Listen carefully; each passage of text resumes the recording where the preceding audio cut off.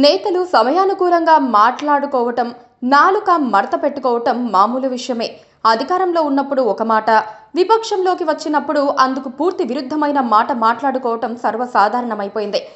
గచ్చిబౌలిలోని 400 ఎకరాల భూములను వేలం వేయటం విషయంలోనూ అటు అధికార కాంగ్రెస్, ఇటు విపక్ష బీఆర్ఎస్ చేస్తున్న యాగిని చూస్తే అప్పుడో స్టేట్మెంట్, ఇప్పుడో స్టేట్మెంట్ అన్నట్లుగా తయారైంది. 10 ఏళ్ల పాటు బీఆర్ఎస్ ప్రభుత్వ వేలం విక్రయాన్ని కాంగ్రెస్ సహా పలు పార్టీలు విమర్శించాయి. ప్రభుత్వం భూములను అస్మదీయులకు అప్పనంగా దోచిపెడుతున్నారని ఆరోపించారు.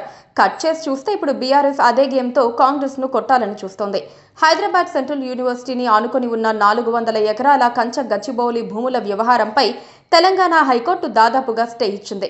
విచారణ పూర్తయ్యే వరకు అక్కడ ఎలాంటి చర్యలు చేపట్టకూడదని కోర్టు ఆదేశించింది. ఈ నేపథ్యంలో తెలంగాణ ప్రభుత్వం కీలక నిర్ణయం తీసుకుంది. ఈ అంశంపై మంత్రుల కమిటీని ఏర్పాటు చేయాలని నిర్ణయించింది. డిప్యూటీ సీఎం బట్టి విక్రమార్క, శ్రీధర్ బాబు, పొంగులేటి శ్రీనివాసరెడ్డి ఈ కమిటీలో సభ్యులుగా ఉంటారు.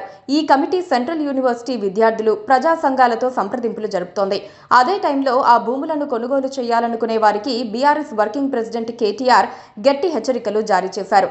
3 ఏళ్ల తర్వాత బీఆర్ఎస్ ప్రభుత్వం అధికారానికి వస్తుందని, అప్పుడు గచ్చిబౌలి భూములను స్వాధీనం చేసుకుంటామని ఆయన వెల్లడించారు. 400 ఎకరాల్లో అతిపెద్ద ఎకో పార్కుని ఏర్పాటు చేసి హైదరాబాద్ ప్రజలు, హెచ్సియు విద్యార్థులకు కానుకగా ఇస్తామన్నారు. ఇప్పుడు ఆ స్థలాలను వేలంలో కొనుగోలు చేసుకుని తర్వాత తమను తప్పు పట్టొద్దని కూడా ఆయన హెచ్చరించారు.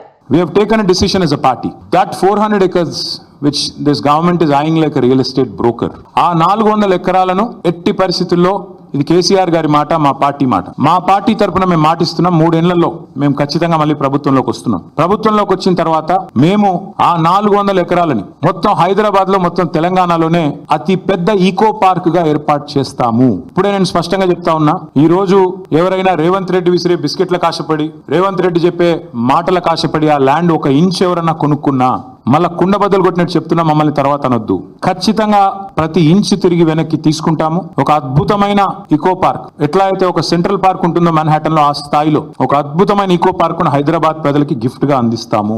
అటు సెంట్రల్ యూనివర్సిటీ విద్యార్థులకు ఆ గిఫ్ట్ గా ఉంటుంది, హైదరాబాద్ ప్రజలకు కూడా ఇది ఒక గిఫ్ట్ గా ఇస్తాము. ఇది మా కమిట్మెంట్, ఇది మా బాధ్యత. కేటీఆర్ తెలిసి మాట్లాడారో, తెలియక మాట్లాడారో, కావాలనే మాట్లాడారో, గతాన్ని మర్చిపోయి మాట్లాడారో తెలియదు కానీ తమ హయాంలో జరిగిన భూ స్వాధీనాలను, వేలం పాటలను ఆయన మర్చిపోయినట్లున్నారు.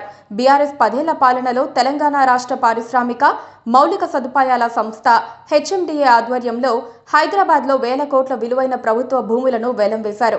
టీజీఐఐసి ద్వారా రాయదుర్గం, ఖానామెట్, మణికొండ, నార్సింగి వంటి అత్యంత విలువైన ప్రాంతాల్లోని దాదాపు 500 ఎకరాల భూమిని హెచ్ఎండిఏ ఆధ్వర్యంలో కోకాపేట్, ఖానామెట్, రాజేంద్రనగర్, బుద్వేల్, బాచుపల్లి, తొర్రూర్, బహదూర్పల్లి, కుర్మల్గూడ, తుర్కయంజాల్, మేడిపల్లి, కవాడిపల్లి, షాబాద్, ఉప్పల్ భగాయత్లలో మరో 500 ఎకరాలకు పైగా భూములను అమ్మేశారు.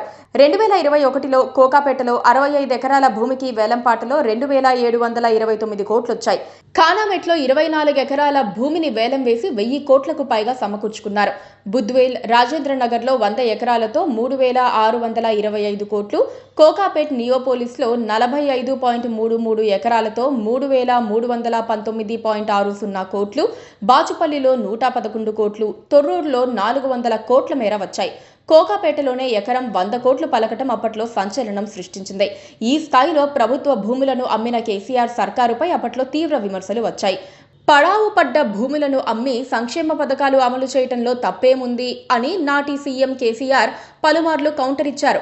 ఖాళీగా ఉన్న భూములను హెరిటేజ్ ఏంటని అసెంబ్లీ వేదికగా ఆయన ప్రశ్నించి సెటైర్లు వేసి మరీ విపక్షాల నోళ్లు మూయించారు. కొంతమంది వ్యక్తులు పిటిషన్లు పెట్టిన అధ్యక్ష, దీనిలో హైదరాబాద్ రాక్స్ ఉన్నాయి. ఇదో విచిత్రమైన కథ అధ్యక్ష. వాడు ఎవడు పిడిచిండో, ఎక్కడికి పిడిచిండో. ఓపెన్ ల్యాండ్ హెరిటేజ్ ఉంటుంది అధ్యక్ష ప్రపంచంలో. ఓపెన్ ల్యాండ్ హెరిటేజ్ అంటే భూమి మీద ఎవడే మాట్లాడితే భూమి కూడా హెరిటేజ్ అవుతుంది, అంతే. భూగోళం హెరిటేజ్.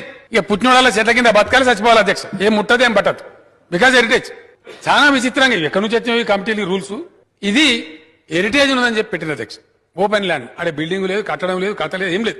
భూముల విలువ, వాటిని విక్రయించిన తీరు, పర్యావరణం, ప్రజాహితం లాంటి అంశాలపై బీఆర్ఎస్ తీరును ఎండగడుతూ అప్పట్లో చాలా విమర్శలే వచ్చాయి.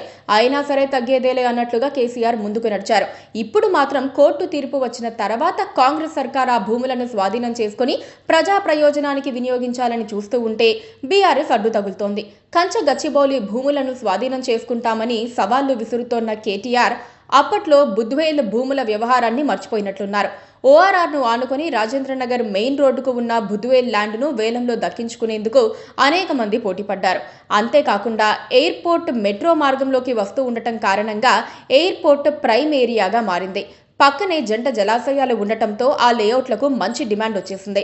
అయితే అప్పుడు ఏం జరిగినా ఇప్పుడు కంచగచ్చిబౌలి భూముల వేలం కారణంగా బుద్వేల్ భూముల వ్యవహారం మళ్లీ తెర మీదకొచ్చింది. బుద్వేల్ విక్రయాలు హైడ్రా నిబంధనలకు విరుద్ధమని లెక్కలు చెబుతున్నాయి.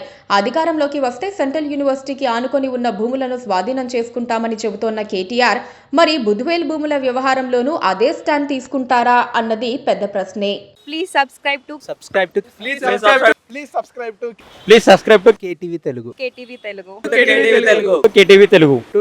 Telugu. KTV Telugu channel.